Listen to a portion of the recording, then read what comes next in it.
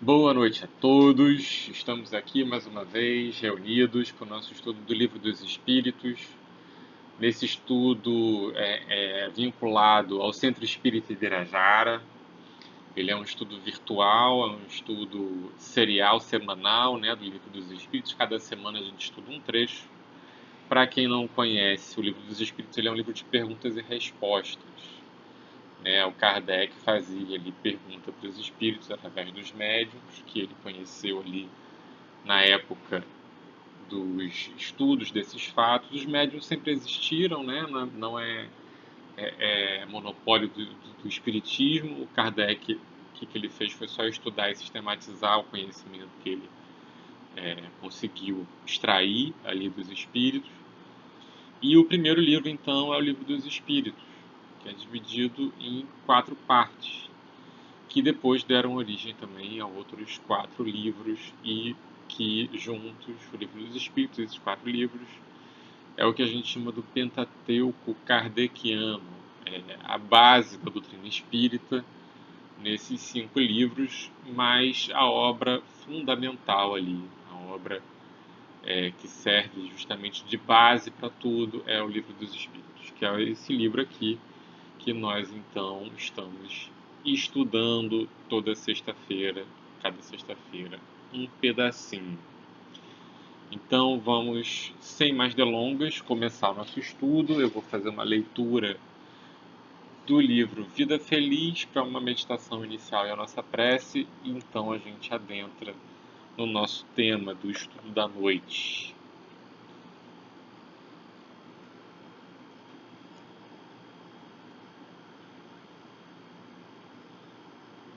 Nos diz aqui Joana de Ângeles no livro Vida Feliz. É um livro, uma passagem curtinha, né? Uma páginazinha só de reflexão. Há uma permanente luta íntima quando o homem se resolve por abraçar a vida nobre. Quais 2 exércitos em fúria no campo mental surgem constantes confrontos. Os guerreiros habituais, o egoísmo, o orgulho, a violência, a ambição, tentam superar os novos combatentes, o amor ao próximo, a humildade, a pacificação, a renúncia. O indivíduo sente-se dividido e angustiado. Nesse terreno áspero brilha, porém, a luz da inspiração superior, que lhe aclara a alma e a estimula a insistir nos propósitos elevados. Investe na batalha da vida os teus esforços nobres e não desistas. Cada dia de resistência representa uma vitória até o momento da glória total. Vamos orar. Deus nosso Pai, Criador de todos e todos, de tudo e todos. Aqui estamos, mais uma vez, a rogar que a Tua proteção, a Tua orientação se faça presente em todos os momentos de nossas vidas, inclusive agora. Que os espíritos amigos possam estar presentes, me intuindo, me ajudando a melhor a transmitir os conceitos da doutrina espírita nesse estudo, bem como acolhendo os corações daqueles que irão ouvir no tempo que for possível. Permita, Senhor, que algo de bom e genuíno seja criado nesta noite, acalmando os corações que muitas vezes nem sabem que precisam desse alento. Guarda-nos na Tua paz, Senhor, hoje e sempre. Que assim seja, graças a Deus. Bom, então vamos lá. O estudo que me coube na noite de hoje, ele é um estudo da parte 2ª do Livro dos Espíritos, que é a parte do mundo espírita ou mundo dos espíritos. É o capítulo 6 que a gente vai estudar, que fala da vida espírita. Então, nas semanas anteriores, a gente já estudou espíritos errantes, E tudo isso no capítulo 6, tá? Só vou fazer aqui essa retrospectiva do capítulo 6. Mundos transitórios, percepções, sensações e sofrimentos dos espíritos, ensaio teórico da sensação nos espíritos, escolha das provas, as relações no além-túmulo e agora, hoje, a gente vai estudar as relações de simpatia e de antipatia entre os espíritos e metades eternas. São esses os nossos itens de estudo que vão da pergunta 291 a 303.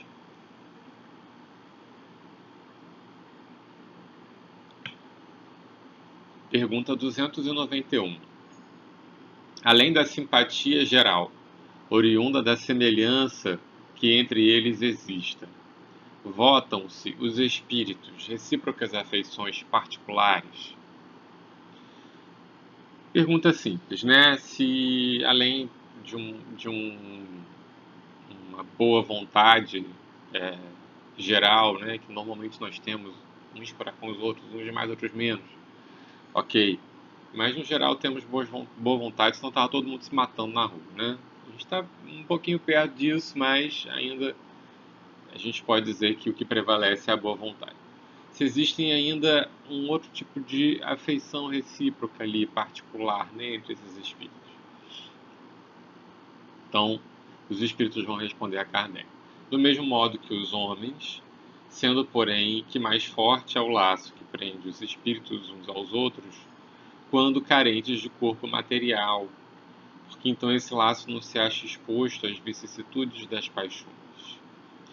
Então, esses laços de simpatia e de antipatia também, como a gente vai ver, eles são, inclusive, mais fortes, porque a gente não tem a influência do nosso corpo material, né? E como a gente sabe, né, no mundo espiritual, a, o pensamento ele tem um protagonismo muito grande na forma como a gente se manifesta, né? Como a gente aqui encarnado.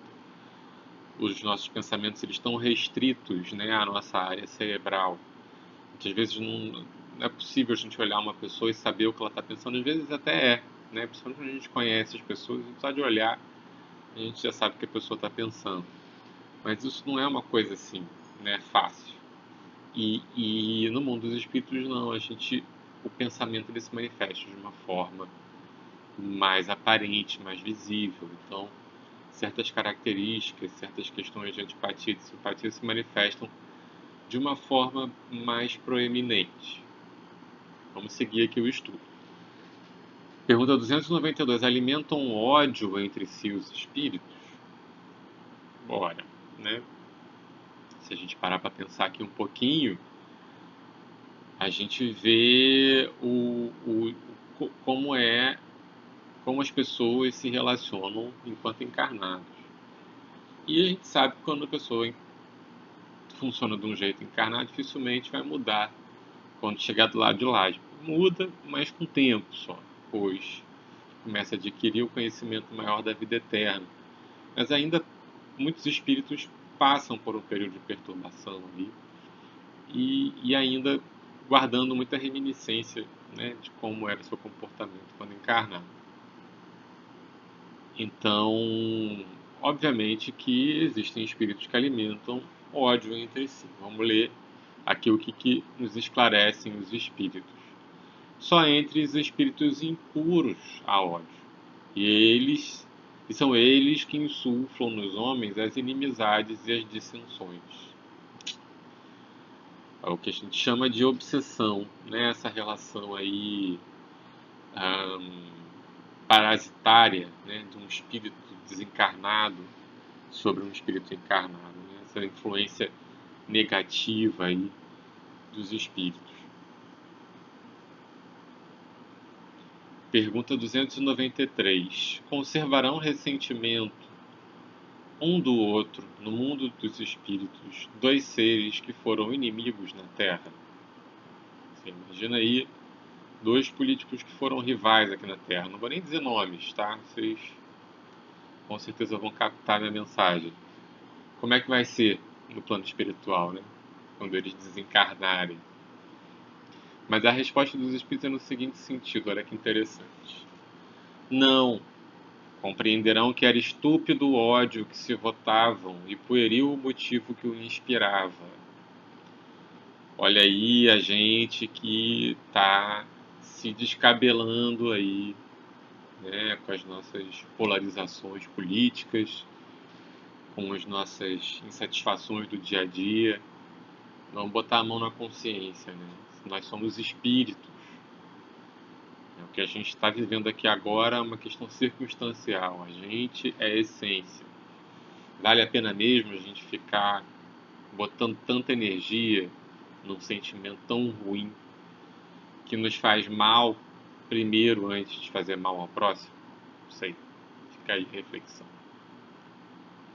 Então, não, como é que é a pergunta? Conservarão ressentimento, né? No mundo os espíritos eles foram inimigos na Terra? Não. Compreenderão que era estúpido o ódio que se votavam e pueril o motivo que o inspirava. Apenas os espíritos imperfeitos conservam uma espécie de animosidade, enquanto se não purificam. Se foi unicamente um interesse material que os inimizou, nisso não pensarão mais, por pouco desmaterializados que sejam, que estejam.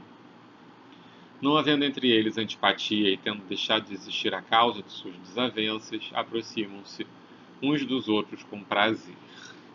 Então, às vezes, é muito comum que no plano espiritual, quando há esse momento de lucidez do espírito,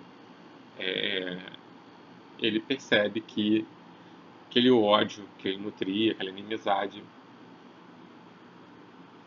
era tolice, era uma questão às vezes influenciada por um espírito. Era até às vezes uma inimizade que vinha de outra vida, né? Mas que agora ali no mundo espiritual, já tendo passado por duas existências, o espírito adquire a lucidez e percebe que aquilo ali não faz tanto sentido. Aí o Kardec faz um comentário. Sucede como entre dois colegiais que, chegando à idade da ponderação, reconhecem a puerilidade das suas dissensões infantis e deixam de se mal-querer. Olha que interessante. Pergunta 294. A lembrança dos atos maus que dois homens praticaram um contra o outro constitui obstáculo a que entre eles reine simpatia? Então vamos lá, vou reler aqui de novo. A lembrança dos atos maus que dois homens praticaram um contra o outro constitui obstáculo a que entre eles reine simpatia? O que vocês acham? A resposta dos espíritos é muito simples. É uma frase curta e grossa. Eles dizem assim: essa lembrança os induz a se afastarem um do outro. Eu ainda complementaria, né? É óbvio que quando há, né, um mau ato, sobretudo aquele que foi vítima do ato, é normal haver um ressentimento, né? E que muitas vezes esse ressentimento também vai para o mundo espiritual. Por que eu estou tomando a liberdade de dizer isso? Pelas nossas experiências nas reuniões mediúnicas. A gente vê que esse ódio ele perpassa às vezes o mundo espiritual, reencarna ainda com esse ódio, e às vezes essa situação ela vai ainda se perpetuando, né? Muitos livros também da literatura espírita que contam sagas aí de espíritos por mais de uma existência, a gente vê isso acontecendo até que chega um momento em que isso se desfaz. Mas é normal que haja. Portanto, desculpa, tô gravando esse vídeo aqui um pouquinho tarde, depois de um dia bastante atarefado, tô com um pouquinho de sono, me perdoe. Então é natural, né? Essa lembrança os induz a se afastarem um do outro. Pergunta 295. Que sentimento anima depois da morte aqueles a quem fizemos mal neste mundo? O que será, né? Se são bons, eles vos perdoam, segundo o vosso arrependimento. Se maus, é possível que guardem ressentimento do mal que lhe fizeste e vos persigam até não raro em outra existência. É aquilo que eu estava falando. Deus permite que assim seja por castigo. Aqui eu acho muito interessante a escolha da palavra. Os espíritos normalmente são muito cuidadosos para falar sobre essa questão de karma e castigo divino. Normalmente amenizam muitas palavras, mas tem momentos em que eles trazem de uma forma mais contundente para mostrar ali a força, dar uma força na frase. Pergunta 296. São suscetíveis de alterar-se as afeições individuais dos espíritos? Resposta: não, por não estarem eles sujeitos a enganar-se. Falta-lhes a máscara sob que se escondem os hipócritas, o nosso corpício aqui. Daí que, sendo puros, suas afeições são inalteráveis. Suprema felicidade lhes advém do amor que os une. Não existe essa barreira do corpo. Quando é amor verdadeiro, quando há afeição verdadeira, já rapidamente se identifica, já rapidamente fica evidente ali o afeto, a afeição. Pergunta 296. Se alterar-se as afeições individuais são suscetíveis de alterar-se... não, essa foi a que eu acabei de ler, gente, perdão. O cansaço está batendo aqui com tudo. Vamos seguir, eu vou finalizar aqui com calma. Pergunta 297, continua a existir sempre no mundo dos espíritos a afeição mútua que dois seres se consagram na Terra? Antes de ler esse trecho, eu vou fazer um resgate aqui de uma obra do Emmanuel chamada O Consolador, que é um livro também de perguntas e respostas, mas as respostas são dadas pelo Espírito Emmanuel, através da psicografia do Chico Xavier. E aqui ele faz algumas reflexões, olha que interessante, sobre isso que a gente está lendo. Na pergunta 173, o item que fala da afeição. Então perguntam a Emmanuel, como devemos entender a simpatia e a antipatia? A resposta do Emmanuel então é a seguinte: a antipatia ou a antipatia tem as suas raízes profundas no espírito, na sutilíssima entrosagem dos fluidos peculiares a cada um, e quase sempre, de modo geral, atestam uma renovação de sensações experimentadas pela criatura, desde o pretérito delituoso em iguais circunstâncias. Devemos, porém, considerar que toda antipatia, aparentemente a mais justa, deve morrer para dar lugar à simpatia que edifica o coração para o trabalho construtivo e legítimo da fraternidade. Então, o destino nosso, ele é a comunhão entre os espíritos. Mas vamos prosseguir aqui. Continua a existir sempre no mundo dos espíritos a afeição mútua que os dois seres se consagraram na Terra? Sem dúvida. Desde que originada da verdadeira simpatia. Se, porém, nasceu, principalmente das causas de ordem física, desaparece com a causa, a questão física. As afeições entre os espíritos são mais sólidas e duráveis do que na Terra, porque não se acham subordinadas aos caprichos dos interesses materiais e do amor próprio. A centralidade está nos valores espirituais. Pergunta 298. As almas que devam unir-se estão desde suas origens predestinadas a essa união, e cada um de nós tem, em alguma parte do universo, sua metade, que fatalmente um dia reunirá? Aí a resposta aqui dos espíritos: não. Não há união particular e fatal de duas almas. A união que há é de todos os espíritos, mas em graus diversos, segundo a categoria que ocupam. Isso é, segundo a perfeição que tenham adquirido. Quanto mais perfeitos, tanto mais unidos. Da discórdia nascem todos os males dos humanos, da concórdia resulta a completa felicidade. Então, a nossa tendência é justamente nessa comunhão, né? Não existe alma metade, né? Metades eternas. O espírito é feito pela metade. Todos os espíritos são totalidade, né? E não existe isso de buscar uma metade mais, voltando aqui também ao Consolador prometido. Consolador prometido, ó. Consolador do Emmanuel.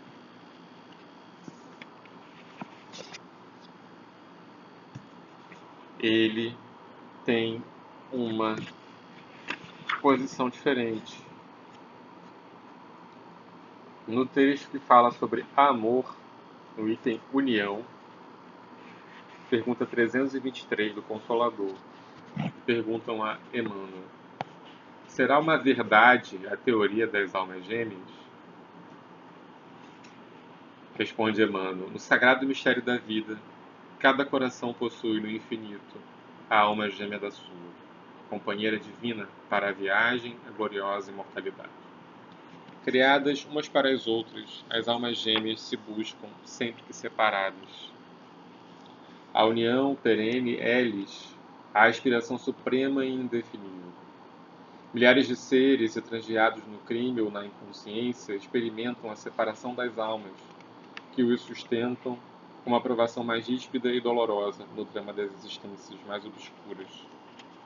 Vemos sempre a atração eterna das almas que se amam mais intimamente, envolvendo umas para as outras, num turbilhão de ansiedades angustiosas, atração que é superior a todas as expressões convencionais da vida terrestre.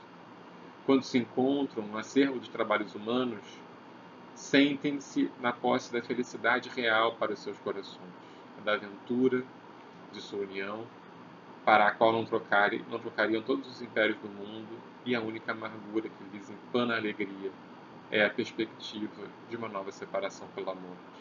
Perspectiva essa que a luz da nova revelação veio dissipar, descerrando para todos os espíritos amantes do bem e da verdade os horizontes eternos da vida. Então Emmanuel tem uma posição aí levemente diferente, porque eu não acredito que haja uma discordância total entre esses textos, embora alguns apontem nesse sentido.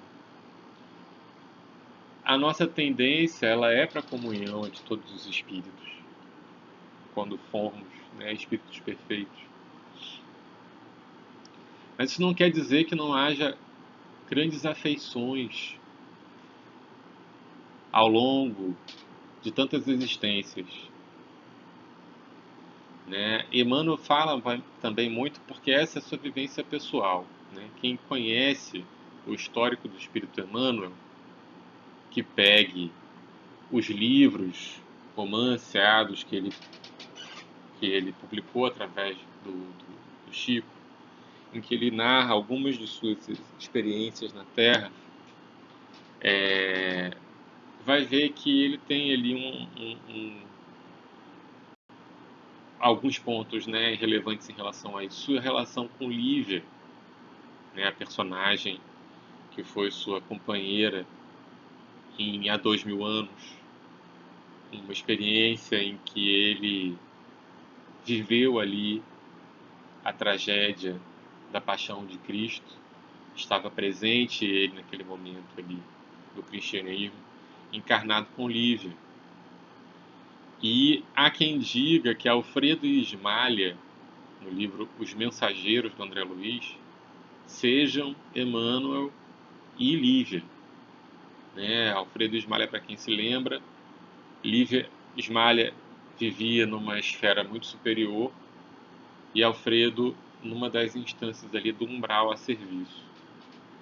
E, eventualmente, eles se encontravam ocasionalmente, quando então Alfredo fazia um esforço para chegar em instâncias mais elevadas do que aquele naturalmente estava habituado a frequentar, e Ismalha se densificava espiritualmente para poder estar mais próximo de Alfredo.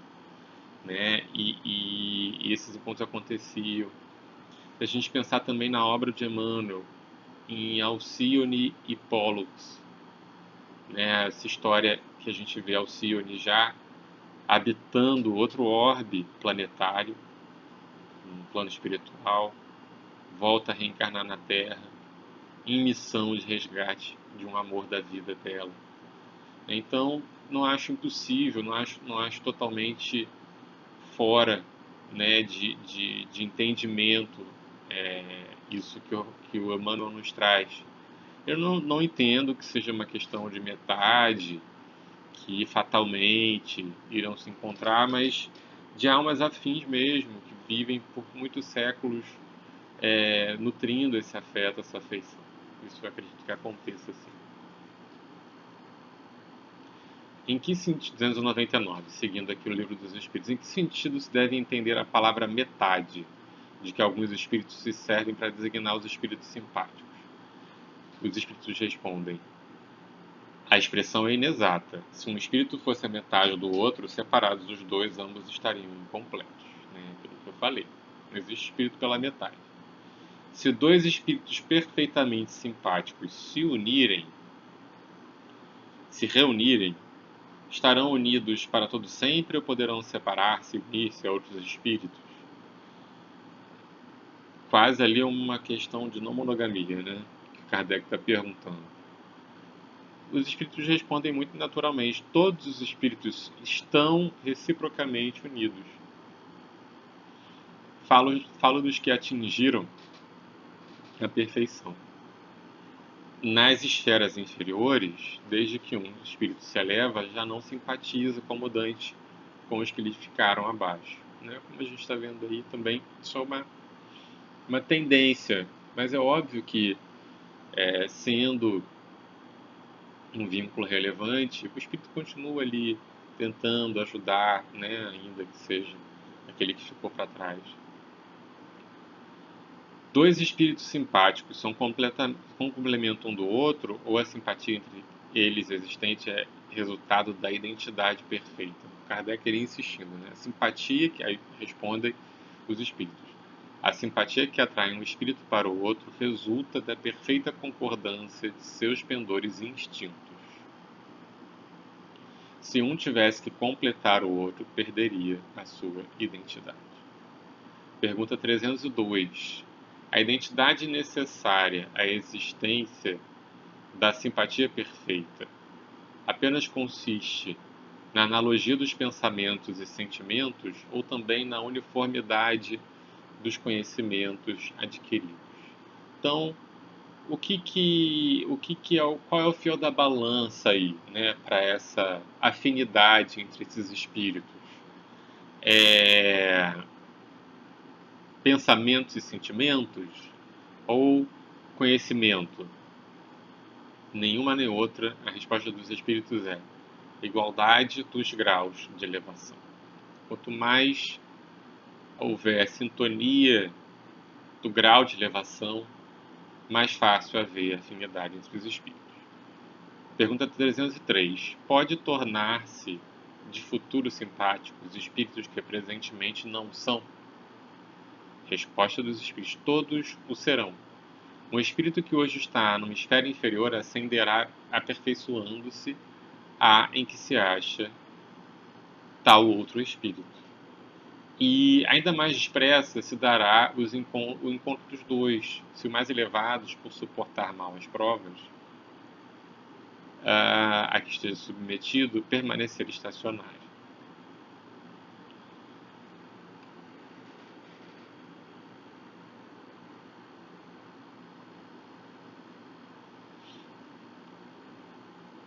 Se perguntar, podem deixar de ser simpáticos um ou outro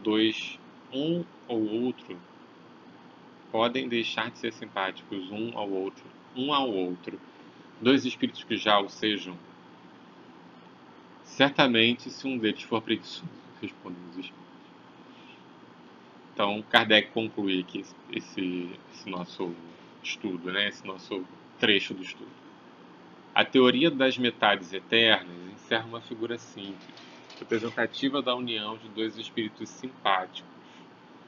Trata-se de uma expressão usada até na linguagem vulgar e que não deve tomar ao pé da letra. Não se deve tomar ao pé da letra. Não pertencem, de certo, a uma ordem elevada os espíritos que a empregaram, necessariamente limitados sendo o campo de suas ideias, exprimem seus pensamentos com os termos de que se teriam utilizado na vida corporal. Não se deve, pois, aceitar a ideia de que, criados um para o outro, dois espíritos tenham fatalmente que se reunir um dia na eternidade depois de haverem estado separados por tempo mais ou menos longo. Então, assim, eu não gosto de... Eu trouxe de propósito para aprofundar, para a gente entender que também existem algumas aparentes divergências aí de pensamento, mas que a gente tem que sempre pensar de acordo com Kardec, né? Com a coerência, sem querer taxar, né? Eu não tenho cabedal aqui para dizer que Emmanuel, como sugere aqui esse trecho final, seria um espírito inferior. Imagina, não tenho. Talvez aqui Kardec tivesse iluminado por algum espírito ainda superior a Emmanuel, não sei, vai saber. Quer dizer isso. Mas eu entendo ao mesmo tempo o que Emmanuel quer dizer, né? Que se você reencarna muitas vezes com a companhia do mesmo espírito e reafirma sempre esse afeto, esse vínculo, eu acho que quando a gente desencarna, esse vínculo permanece até ainda mais forte. E dizer que é alma gêmea, dizer que é espírito afim, às vezes é uma questão terminológica, né? Mas eu acredito que Emmanuel, eu preciso pesquisar isso para trazer de uma forma mais concreta, mas acredito que Emmanuel jamais acreditaria numa hipótese de que um espírito nasce incompleto, né? Enfim, vamos pensar. Mas é bom, né, esse estudo aí, ele nos esclarece sobre justamente a questão da afinidade entre os espíritos, né, como o nosso grau de elevação, ele é fiel da balança ali para determinar a nossa, diga-me, né, diga-me com quem andas que eu te direi quem és, né? Então, agradeço aqui a atenção de vocês, espero que eu tenha conseguido explicar e não complicar, e vou fazer uma oração para a gente concluir. Obrigado, Senhor, por essa doutrina que tanto nos esclarece, obrigado pela oportunidade de estudá-la, obrigado por essa experiência, Senhor. Ilumina os corações de todos que em algum momento ouvirem esse estudo, e sobre eles recaia todas as doces vibrações que possam existir ao nosso redor. Que assim seja, graças a Deus. É isso, pessoal. Até uma próxima oportunidade.